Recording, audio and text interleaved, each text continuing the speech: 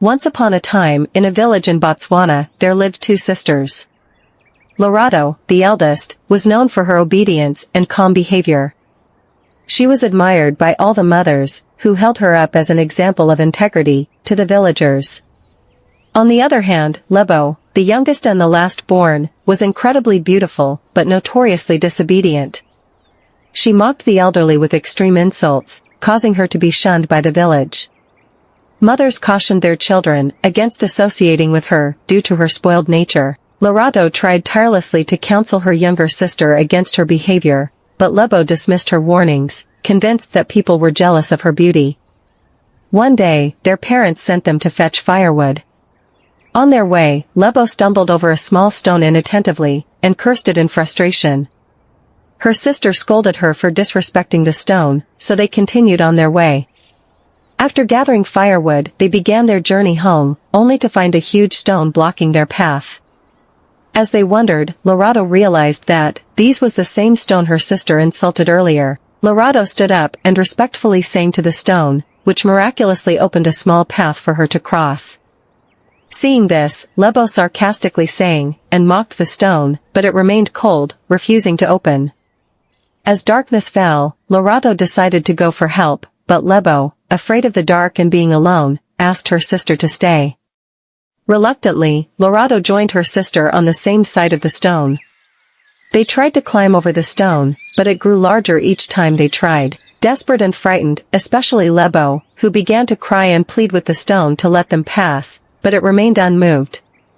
They decided to seek shelter for the night and walked until they spotted a distant fire. Rushing towards it, they found a small hut with an elderly woman inside. Inviting them in, the old woman explained she was a prisoner of the giants, who ate her flesh to satisfy their hunger when they failed to hunt. She shared her story. Once upon a time, she was a proud and beautiful woman who ignored advice and thought herself invincible. Now, she regretted her arrogance because it led her here to be a meal for the giants. She went on to say that she has begged for death, but even death doesn't want her company. Hiding the sisters, she warned them not to make a sound and let them rest for the night. In the morning, the hungry giants arrived and accused the old woman of hiding meat. They searched the hut until they found the sisters. One giant prepared to cook Lerato, but the old woman stopped it, claiming the girls were too skinny to eat. She promised to fatten them up, while she cut pieces of her own flesh to feed the giants. After the giants left, Lerato tended to the old woman's wounds, while Lebo looked on in disgust.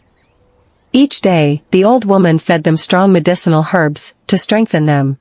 After days of healing and regaining strength, using ancient incantations, the old woman gave them 3 magical stones for protection and sent them home with food. She instructed them to flee at the first sign of danger. When the giants returned, demanding the sisters, the old woman delayed them, allowing the sisters to be far ahead. Eventually the giants discovered that the girls ran away. They immediately went after them. The ground trembled with the giants' pursuit.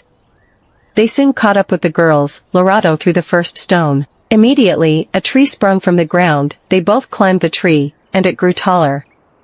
The giants tried to pull it down, but it stood tall and strong.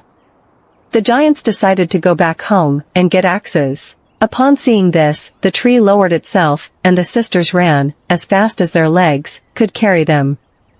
As they were running, the ground began to shake again. Lerato threw the second stone on the ground.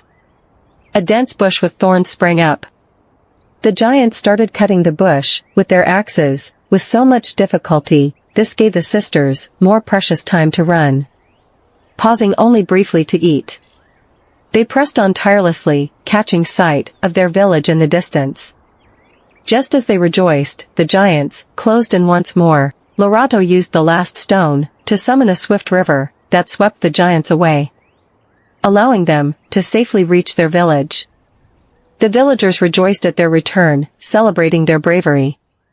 Lerato was honored and married the chief's son, while Lebo underwent a remarkable transformation. She became a respected and admired storyteller, providing wisdom and guidance to all who needed advice and counsel. a beacon of hope and change in her community.